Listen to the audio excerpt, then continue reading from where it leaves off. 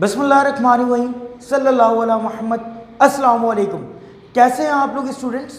आज के दिन जिस टॉपिक को हम करने जा रहे हैं उसका नाम है पार्टनरशिप रिटायरमेंट। आपके कोर्स में पार्टनरशिप का जो चैप्टर है उससे 5 टॉपिक्स पूछे जाते हैं। नंबर 1 पार्टनरशिप फॉर्मेशन, नंबर 2 आपका partnership admission, number 3 distribution of profit and loss, number 4 partnership retirement and number 5 dissolution of partnership यानी कि लिक्विडेशन ऑफ पार्टनरशिप। सर हम लेके चल रहे हैं पार्टनरशिप रिटायरमेंट। सर सबसे पहले हमें पता ही होना चाहिए कि रिटायरमेंट कैसे कैसे।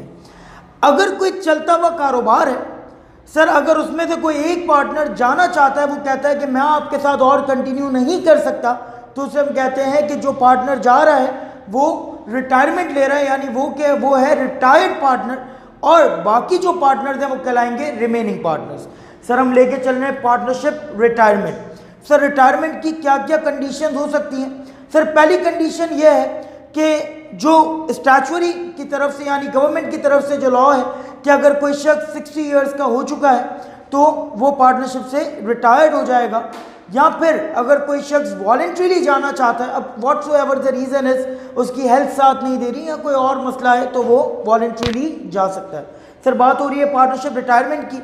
सर फॉर एग्जांपल एक बिजनेस में 3 पार्टनर्स हैं, एक का नाम है एक्स, एक का नाम है वाई और एक का नाम है जेड। सर ये 3 पार्टनर्स की एक फर्म है, उस फर्म का नाम था X Y and G company. इन तीनों पार्टनर्स ने मिलकर कंपनी खोली थी, एक फर्म खोली थी जिसका नाम था एक्स वाई जी कंपनी। एक्स वाई और जी, अचानक से हुआ ये कि वाई ने ये कहा कि बस मेरी एज बहुत हो चुकी है और मैं आपके साथ बिजनेस कंटिन्यू नहीं कर सकता, और उसने आपको अल्लाह हाफिज करने का फैसला कर लिया। तो वाई जो है वो फर्म से रिटायर हो रहा है। अब जब वाई फर्म से रिटायर हो रहा है तो उसके पास 5 कंडीशन है रिटायर होने की। या तो वो परचेज ऑफ इंटरेस्ट के मैथड से रिटायर हो सकता है, या और 2-3 छोटे छोटे से मैथड्स हैं जिन्हें हमने मिला के उसे नाम दे दिया सिंपल मैथड का, या फिर बोनस मैथड है, या गुडविल मैथड है, या फिर रिवैल्यूएशन मैथड है। सर ये तमाम मैथड्स हम वक्तन फवक्तन स्टेप बाय स्टेप पढ़ते चले जाएंगे इंशाल्लाह। सर सबसे पहला टॉपिक जो कि आज हम शुरू कर रहे हैं उसका नाम है purchase of interest. Sir purchase of interest का क्या मतलब है? For example X Y Z 3 partners हैं, वाई ने फर्म से जाने का फैसला कर लिया है, एक्स और जेड रिमेनिंग पार्टनर है और वाई रिटायर्ड पार्टनर है। अब वाई जा रहा है, एक्स और जेड ने यह फैसला किया कि भाई आप फिक्र ना करें, आप जाएं, आपका कैपिटल हम खरीद लेते हैं, तो इसे हम कहते हैं परचेज ऑफ इंटरेस्ट। मैंने एक एग्जांपल ली है, उस एग्जांपल को हम साथ लेके चलेंगे। सर 3 पार्टनर हैं एक्स वाई और जी। एक्स का कैपिटल है 50,000 रुपीज़, वाई का कैपिटल है 70,000 रुपीज़ और जेड का कैपिटल है 90,000 रुपीज़। केस 1 में हम बात ये कर रहे हैं कि वाई ने फैसला किया है कि वो पार्टनरशिप से जा रहा है, Y retired from the partnership. आगे क्या हुआ? X and Z purchase Y interest equally. X और जेड ने कहा कि भाई हम आपका इंटरेस्ट खरीद लेते हैं इक्वली। इसका मतलब यह है कि वाई का टोटल इंटरेस्ट दिया हुआ कितना है? सर वाई का टोटल इंटरेस्ट, सर हम इसे ले लेते हैं 80,000। सर वाई का टोटल इंटरेस्ट दिया हुआ है 80,000 रुपीज़ और वाई बिजनेस से जा रहा है। वाई के जाने को कौन एक्सेप्ट कर रहा है? एक्स और जेड। इन्होंने एक्सेप्ट कर लिया है कि वाई रिटायर्ड होगा और एक्स और जेड कौन होंगे? रिमेनिंग पार्टनर्स होंगे। एक्स और जेड ने ये कहा वाई को कि हम आपका इंटरेस्ट खुद खरीद लेते हैं, यानी वाई का इंटरेस्ट दोनों खरीद रहे हैं इक्वली, यानी एक्स ने भी खरीदा 40,000 और जेड ने भी खरीदा 40,000। सर कितने रुपए में खरीदा उससे हमारा कोई ताल्लुक नहीं है सर, क्योंकि जो पैसे उसे मिले हैं वाई को, सर वो एक्स और जेड ने अपने पर्सनल रिसोर्सेज से दिए हैं, उसका बिजनेस फर्म से कोई ताल्लुक नहीं है।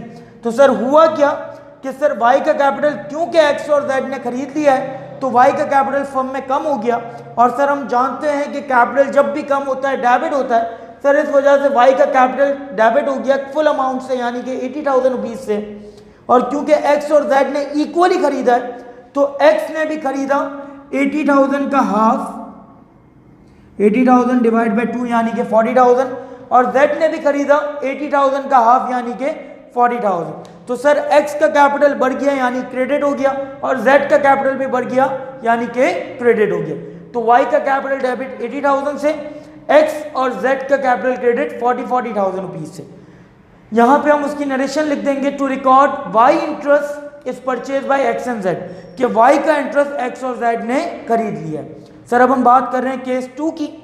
सर केस 2 में कुछ यूं हुआ कि सर जरूरी तो नहीं कि एक्स और जेड दोनों खरीदने के लिए रेडी हो सकता है जेड के पास अभी पैसे ना हो, तो एक्स ने कहा कि ठीक है यार, आपका पूरा कैपिटल मैं खरीद लेता हूं।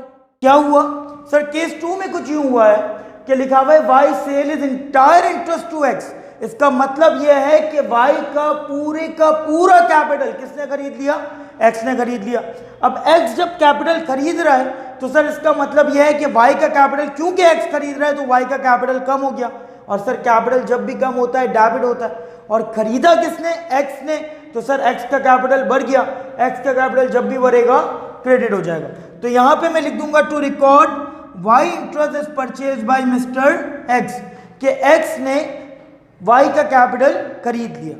अच्छा जी, तो हम डिस्कस करने जा रहे हैं सेकंड मेथड। इस सेकंड मेथड को हमने नाम दिया है सिंपल मेथड। याद रखिएगा सिंपल मेथड की निशानी यह है कि रिटायर्ड पार्टनर का जितना कैपिटल फर्म में था उतना ही उसे दिया जा रहा है, तो हम इसे सॉल्व करेंगे सिंपल मेथड से। अब सिंपल मेथड में अलग अलग 3 छोटे छोटे कॉन्सेप्ट थे, उन तीनों को हमने मर्ज करके सिंपल मेथड का नाम दे दिया है। जैसे पहला केस है, इसमें मैं इसकी एक एग्जांपल लेके चल रहा हूँ, इसी से इंशाल्लाह आपको ये सिंपल मेथड समझ में आ जाएगा।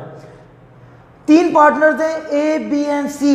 एक पार्टनरशिप फर्म है जिसके 3 पार्टनर है ए, बी, सी। ए का कैपिटल है 50,000, बी का कैपिटल है 70,000 और सी का कैपिटल है 90,000। केस 1 ये कह रहा है A is to be paid from firm resources. A ने जो है वो रिटायरमेंट का फैसला कर लिया है, ए जो है वो फर्म से जा रहा है, फर्म के पर्सनल रिसोर्सेज से ए को 50,000 रुपये पे कर दिए गए। इसका मतलब है सर ए रिटायर हो रहा है, ए जा रहा है, जब ए का कैपिटल कम हो जाएगा तो डेबिट हो जाएगा, ए का कैपिटल डेबिट, और क्योंकि ए को कैश पे किया जा रहा है, सर कैश मेरा एसेट है, जब कम होगा तो क्रेडिट हो जाएगा। तो सर हमने एंट्री बना दी, ए का कैपिटल डेबिट और कैश क्रेडिट 50,000 रुपीज से, जितना कि उसका कैपिटल था। आप देखिएगा जितना ए का कैपिटल है उसे उतना ही दिया जा रहा है, सिंपल मेथड की निशानी है। फिर बता रहा हूं, देखिएगा केस 2 कह रहा है A is to be paid ₹10,000 cash and note issued for the balance. कह रहा है ए को जो है वो 10,000 रुपये कैश दिए गए और बाकी उसे नोट इशू कर दिया गया।